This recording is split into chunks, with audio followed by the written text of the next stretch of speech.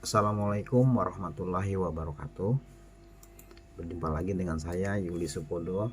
Kali ini kita akan bahas tentang anggaran perusahaan, yakni anggaran yang harus dimiliki oleh perusahaan dalam menjalankan usahanya. Ya, oke. Namun sebelumnya mari sama-sama kita baca doa dulu. Bismillahirrahmanirrahim. Semoga pertemuan ini berjalan dengan lancar ya. Simak ya guys videonya sampai selesai. Baiklah, terima kasih. Penganggaran perusahaan, apa itu yang dimaksud dengan penganggaran perusahaan? Di sini sudah Pak Yudi rekap, yaitu pengertian anggaran perusahaan adalah suatu proses itu berkelanjutan. Perencanaan itu artinya direncanakan ya, dan pengendalian kegiatan operasi perusahaan yang dinyatakan dalam suatu kegiatan dan suatu uang. Nah, bentuknya uang, maksudnya di dalam anggaran itu harus berbentuk uang karena untuk dianggarkan, dan dalam suatu kegiatan itu ya. Contoh ada kegiatan misalnya adanya keterangan kegiatan. Tujuannya apa? Untuk memproyeksikan operasi perusahaan tersebut dalam proyeksi laporan keuangan. Nah, seperti di pengantar awal, tujuan penganggaran perusahaan ini adalah untuk memproyeksikan laporan keuangan ya. Nanti ada di laporan laba rugi, ada di laporan neraca, ada di laporan perubahan modal dan arus kas. Itu ya guys. Nah, kemudian kita berlanjut kepada ada berapa jenis sih anggaran keuangan yang harus dimiliki oleh perusahaan. Ini kita bahas satu-satu ya guys. Jenis-jenis anggaran, fungsi dan manfaatnya. Dia mempunyai fungsi dan manfaat masing-masing sesuai fungsinya. Nah, baik. Pertama kita akan kasih pengantar tentang anggaran penjualan. Satu ya. Anggaran penjualan, apa itu anggaran penjualan? Anggaran ini dibuat untuk memprediksi penjualan di masa depan yang berisi tentang rencana penjualan. Biasanya itu disusun berdasarkan proyeksi penjualan yang akan diberikan perusahaan dan dibuat dalam satu periode yang berisi rencana anggaran untuk 1 tahun ke depan. Biasanya seperti itu ya. Anggaran penjualan ini juga dianggap sebagai kunci dan dasar dari tahapan penyusunan laporan anggaran lainnya ya. Jadi dari anggaran penjualan ini berdasarkan prestasi tahun lalu misalnya, kemudian atau ada penambahan produksi atau ada penambahan dari market gitu ya. Ini akan berpengaruh kepada penyusunan anggaran perusahaan lainnya. Nah, makanya disebut dia sebagai anggaran kunci. Nah, nanti kan kalau sudah terdata, terencana penjualannya, maka di bawahnya itu akan menyesuaikan ya seberapa besar anggaran yang dibuat. Oke, yang kedua lanjut yaitu anggaran produksi. Nah, jenis anggaran ini berisi tentang semua rencana untuk perusahaan yang akan diproduksi selama periode anggaran. Ya, selama periode anggaran ini jenis produksi perusahaan ini akan memproduksi selama periode anggaran ini, yang maksudnya adalah selama tahun depan, tahun yang direncanakan itu, anggaran ini berisikan tentang unit yang akan diproduksi. Unit maksudnya seperti misalnya kalau memproduksi di pabrik susu itu berapa susu, berapa kaleng atau berapa dus ya yang akan diproduksi dalam periode anggaran ini, maksudnya tahun depan, tahun yang direncanakan. Ya artinya kan kalau tahun depan produksinya, tahun ini direncanakan seperti itu ya. Maksudnya periode anggaran ini tuh seperti itu. Nah, kemudian anggaran produksi merupakan landasan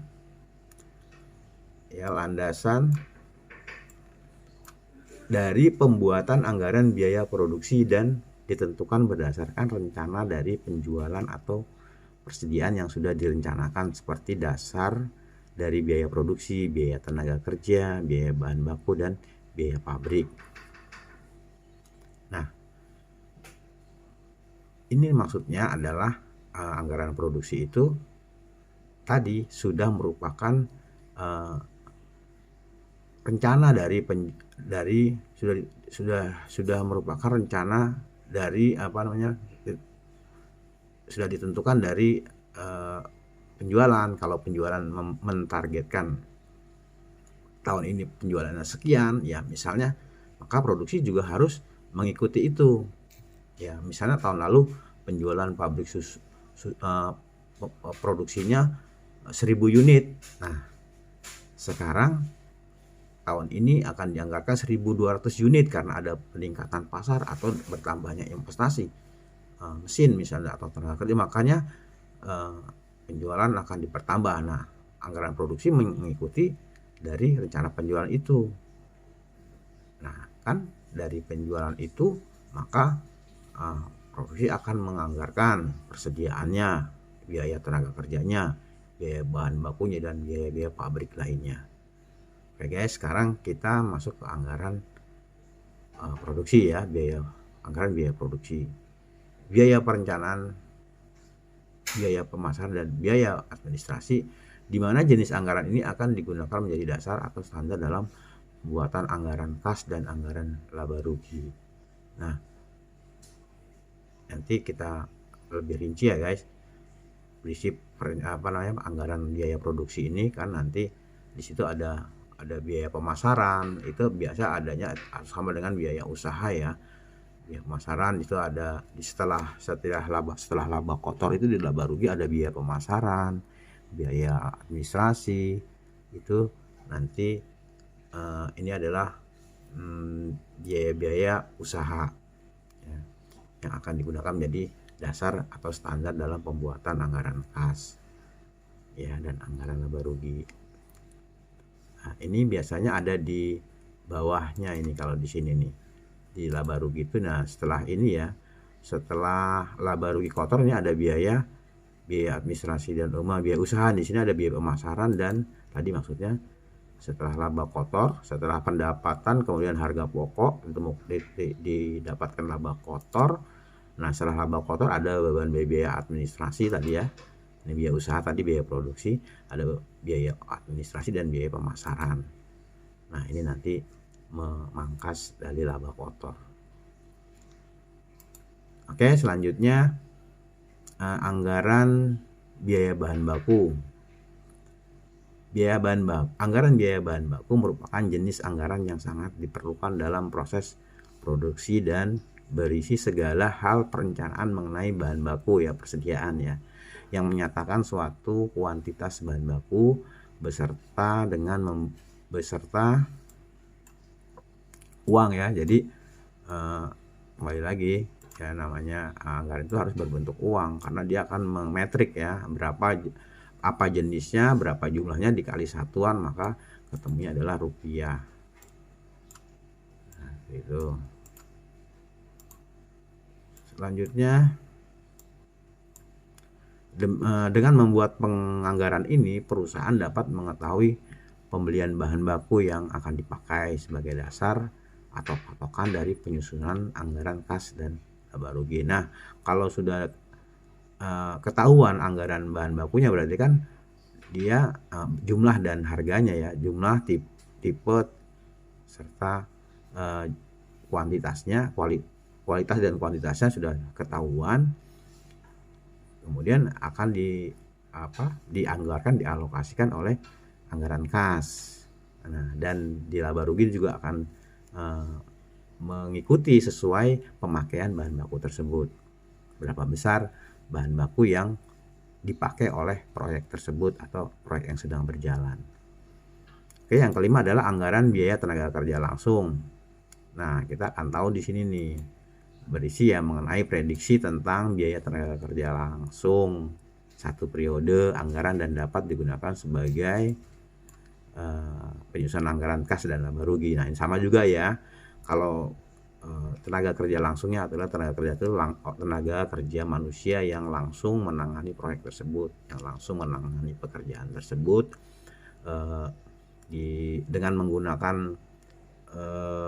kartu penempatan kerjanya, maka akan terdata ya berapa orang, berapa jam yang bekerja di situ, kemudian tinggal dikalikan tarif. Nah, ini akan besaran tarif ini akan mendapatkan nilai uang ya rupiah yang harus dianggarkan oleh kas. Dan dari penempatan tenaga kerja ini kita akan membuat data biaya di dalam beban biaya tenaga kerja langsung di dalam format laba rugi seperti itu. Nah, pada umumnya anggaran biaya tenaga kerja langsung ini memiliki dua dasar perhitungan, yaitu upah per unit dan upah per jam. Nah, ini kalau sudah ketahuan ini tinggal dikalikan seberapa banyak dipakai, seberapa unitnya.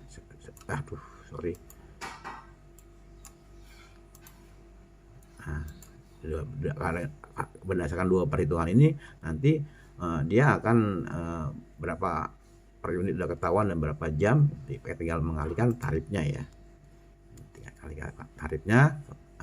Kemudian nanti dibebankan di dalam pembebanan harga pokok itu sebagai beban tenaga langsung proyek. Oke, lanjut. Sekarang yang keenam yaitu anggaran overhead pabrik. Nah, anggaran overhead pabrik ini berisi mengenai perencanaan biaya overhead pabrik selama periode anggaran dan dapat digunakan dalam penyusunan anggaran kas dan laba rugi, sama seperti tadi ya guys. Seperti di anggaran tenaga kerja, overhead ini kan berasal dari tenaga-tenaga yang tidak membantu proses selesainya pekerjaan ya, proyek tetapi tidak langsung menangani ya, seperti mandor, pengawas, supervisi ya. Kemudian ditambah lagi dengan misalnya adanya biaya pemeliharaan pabrik ya perawatan ya, kemudian adanya biaya-biaya penyusutan peralatan ya, depresiasi di peralatan kerja yang dimiliki itu kan dipakai untuk pekerjaan proyek itu. Nah, itu penyusutannya nanti dijumlahkan ya, kemudian sesuai itunya ya, dibagi, dijumlahkan, kemudian hasil bagi itu bisa merupakan indeks yang bisa dikalikan dengan jumlah nilai proyek yang sedang berjalan itu. Nah, nanti hasil dari perhitungan itu bisa dijadikan sebagai biaya overhead. Nah, nanti di anggaran overhead ini akan dirinci lebih jauh ya, bagaimana cara menghitung dan menetapkannya sebagai biaya overhead di dalam proyek ya. Tapi unsur-unsurnya yang bisa dikategorikan atau bisa dimasukkan dalam overhead ya. Tidak semua tenaga kerja itu bisa dimasukkan dalam overhead ya, hanya yang mendukung saja, hanya yang membantu terselesainya proyek tersebut. Nah, kemudian adanya jenis anggarannya, benar penjelasan lagi, jenis anggaran ini biasanya meliputi beberapa biaya yang harus dikeluarkan untuk pemakaian bahan tambahan, biaya tenaga kerja tidak langsung, pengawasan mesin. Nah, seperti saya jelaskan tadi ya, ada pengawasan ya, adanya depresiasi penyusutan mesin ya, ada pajak, asuransi hingga fasilitas-fasilitas tambahan yang diperlukan dalam produksi ya, penyelesaian produksi itu dikategorikan sebagai biaya overhead ya. Nah, biaya kerja tenaga tidak langsung ini kan juga nggak semuanya ya, nanti di dalam rinciannya kita akan bahas ya. Biaya tenaga tidak langsung itu kan tidak semuanya masuk overhead, hanya yang menangani proyek itu ya. Kalau yang di kantor ya enggak ya, itu termasuk biaya administrasi dan umum. Oke, jadi seperti itu penjelasannya. Kemudian yang ketujuh, anggaran persediaan ya, tadi berisi mengenai seluruh budget anggaran operasional atau kegiatan perusahaan berdasarkan semua program utama perusahaan yang berupa jenis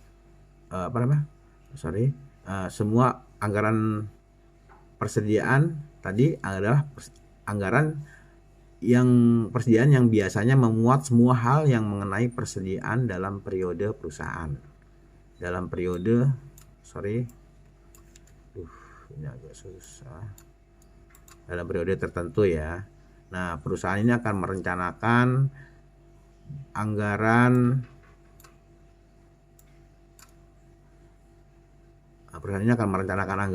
persediaan secara terperinci, mulai dari berapa nilai persediaan dan jumlah persediaan yang masih dalam periode akan datang. Nah, persediaan ini tadi ya ada bahan baku, ada juga bahan jadi ya. Jadi bisa dipisahkan nanti di dalam penjelasan rincian mengenai anggaran persediaan ini akan dibedakan antara bahan jadi dan bahan baku, bahan mentah ya. Nah, atau nanti kan bahan mentah kan bisa atau masih dalam proses ya, sedangkan barang yang bahan jadi itu bahan yang sudah siap dipakai. Itu ya. Nanti di penjelasan anggaran persediaan ini ada penjelasannya. Sedangkan masih di anggaran persediaan, sedangkan pada perusahaan manufaktur itu barang yang tadi, barang membeli bahan kemudian dirakit-rakit diolah menjadi barang jadi ya, seperti perusahaan mobil, perusahaan motor, pembuatan motor, perusahaan pembuatan kapal ya, kapal terbang, kapal laut, itu. Tapi itu manufaktur ya. Jadi dia dibuatnya dari bahan-bahan mentah, bahan-bahan baku ya, besi gitu ya. Ada LPG, ada kawat las, ada mesin, itu nanti di assembling gitu, di produk. Nah, setelah itu jadi barang baru dijual. Nah, itu memerlukan persediaan dan yang sangat anggaran yang persediaan yang sangat baik ini perencanaannya. Nah, tadi sedangkan pada perusahaan manufaktur terbagi menjadi 3 jenis anggaran persediaan, seperti material, barang setengah jadi, dan barang jadi ya, seperti Pak Yuli tadi jelaskan. Nah, dia dibagi-bagi persediaannya, ada yang mesin ya, barang yang udah jadi ya, mesin tinggal pasang, nggak mungkin dirakit lagi, beli mesin. Kemudian barang setengah jadi ya mungkin sudah jadi ya, seperti sudah menjadi pintu misal contohnya ya, yang setengah dirakit lagi gitu. Kemudian barang yang memang materialnya barang mentah ya, tadi seperti mau bikin kamarnya di kapal atau mobil itu harus dari besi dulu, aluminium ya, harus perlu kawat las, harus perlu LPG itu, sehingga dikerjakan dulu baru menjadi sebuah bentuk yang diinginkan, itu bahan mentahnya. Oke. 8, anggaran program masuk ya. Anggaran program ini berisi mengenai seluruh budget operasional atau kegiatan perusahaan berdasarkan semua program atau program utama ya perusahaan, yang berupa jenis produk seperti program pelatihan, penelitian, dan pengembangan. Ini biasanya di SDM ya. Nah, jenis anggaran ini dibuat untuk membantu perusahaan menganalisa keselarasan setiap program perusahaan. Ya, ini program, artinya ini anggaran program ini program apa yang bisa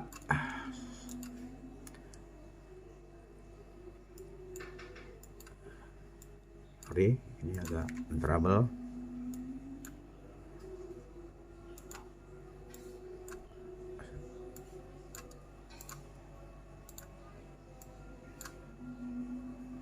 Ya, kemudian lanjut tadi setelah anggaran program kita lanjut ke anggaran pertanggungjawaban ya. Sama ini juga anggaran pertanggungjawaban berisi tentang anggaran operasional atau aktivitas perusahaan yang disusun berdasarkan pusat pertanggungjawaban dalam suatu perusahaan. Nah, biasanya ini akan dijadikan alat pengendali yang digunakan seluruh manajer perusahaan. Nah, pertanggungjawaban tuh misalnya adanya anggaran untuk mempertanggungjawabkan kegiatan proyek yang sudah dilaksanakan, atau anggaran yang dialokasikan itu harus dipertanggungjawabkan. Misalnya adanya kegiatan pembangunan pembangunan pelaksanaan pengerjaan proyek. Nah, setelah proyek itu selesai atau menjelaskan pertanggungjawaban setiap progres triwulan, biasanya per triwulan atau kuartal gitu ya, atau tahunan, itu dia harus ada anggaran pertanggungjawaban ya berisi tentang anggaran operasional atau aktivitas perusahaan yang disusun berdasarkan pusat pertanggungjawaban. Nah, ini biasanya yang menjelaskan ini adalah manajer perusahaan ya, di dalam capaian atau pelaporan capaian yang sudah dia capai ya. Ini biasanya di triwulan atau untuk penilaian kinerja. Misalnya pusat itu mempunyai cabang-cabang perusahaan di seluruh Indonesia, kemudian setiap cabang-cabang itu mempertanggungjawabkan target atau pekerjaan yang sudah dilaksanakan, yang diamanatkan, atau target yang sudah diamanatkan, itu seperti itu ya, antara lain ya pengertian dari anggaran pertanggungjawaban. Nah, ke-10 adanya anggaran pengeluaran modal. Nah, ini anggaran pengeluaran modal itu berisi mengenai prediksi perubahan aktiva tetap suatu perusahaan selama periode tertentu. Anggaran pengeluaran modal dibuat atas dasar estimasi penjualan dan digunakan sebagai dasar penyusunan anggaran kas, ya, biaya overhead pabrik dan biaya non produksi ya. Sama ya, anggaran pengeluaran modal ini sama dengan anggaran-anggaran lainnya ya, kaitan dengan adanya anggaran kas yang dibutuhkan untuk penambahan modal atau biaya overhead. Nah, itu akan terlihat nanti pada saat direncanakan ya, jadi disesuaikan dengan berapa besar penjualan dan berapa besar biaya-biayanya yang menyertainya, seperti harga pokok, kemudian dikurangi lagi nanti biaya administrasi dan umum, kemudian dikurangi lagi dengan biaya pajak dan lain-lain. Itu seberapa besar anggaran pengeluaran modal itu dikeluarkan ya, terpakai gitu ya. Ini akan terkait dengan penyusunan anggaran kas. Oke, kemudian ada yang 11 yaitu anggaran kas ya. Anggaran kas, jenis anggaran ini ya adalah jenis anggaran yang disusun berdasarkan anggaran operasi yang mengandung prediksi laba atau rugi perusahaan selama jangka waktu tertentu. Ini anggaran. Oh, maaf, sorry. Masih yang ke-11 ya. Ngawur jadi ini. Anggaran kas yaitu berisi mengenai, mohon maaf ya Pak Yulia. Anggaran kas berisi mengenai estimasi sumber dan penggunaan kas dalam periode waktu tertentu ya. Jenis anggaran ini berisi anggaran operasi dan anggaran pengeluaran modal, serta bisa dijadikan sebagai dasar dalam penyusunan anggaran neraca dan sering dibuat untuk membantu menjaga likuiditas perusahaan. Nah, ketersediaan anggaran kas ini penting banget ya. Kita tahu kan ketersediaan kas itu merupakan energi bagi perusahaan ya, bagi suatu kegiatan yang sedang dilaksanakan. Kalau kasnya tidak terjaga dengan baik, akan dikhawatirkan akan mengganggu jalannya produksi atau proyek yang sedang berjalan. Makanya perlu dijaga dengan baik keberadaan kas ya, likuiditas kas ini, terutama dari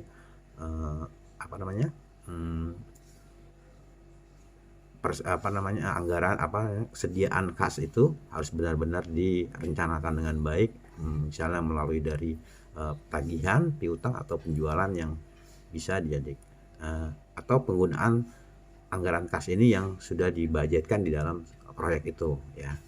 Jadi harus benar-benar tertib, konsisten dan terarah, sehingga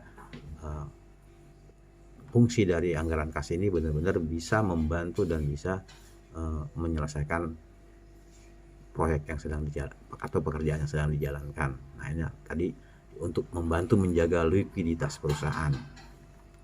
Kalau tanpa adanya kas, maka ya biasanya tidak semangat, tidak akan terganggu ya.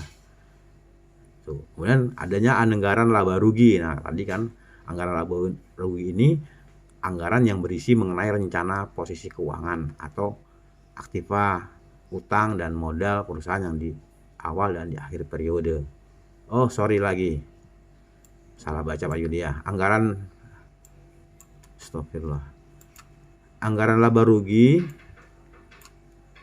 adalah jenis anggaran yang disusun berdasarkan anggaran operasi ini yang mengandung prediksi laba atau rugi perusahaan selama jangka waktu tertentu ya. Jadi selain untuk memprediksi laba atau rugi yang didapat di perusahaan juga dapat digunakan sebagai dasar penyusunan anggaran neraca.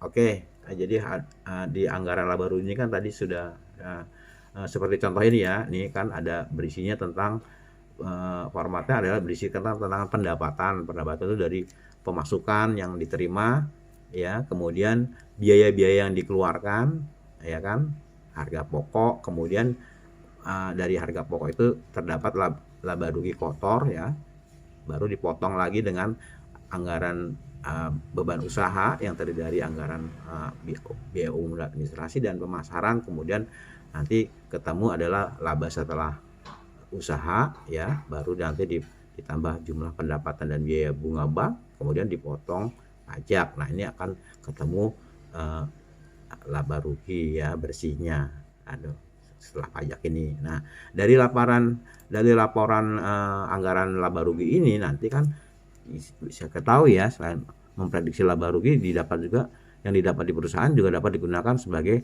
alat penyusunan anggaran neraca ya, karena udah ketahuan labanya berapa yang sudah didapat, yang sudah cair, yang sudah dan masih menjadi piutang, atau bisa penambahan aktiva lainnya.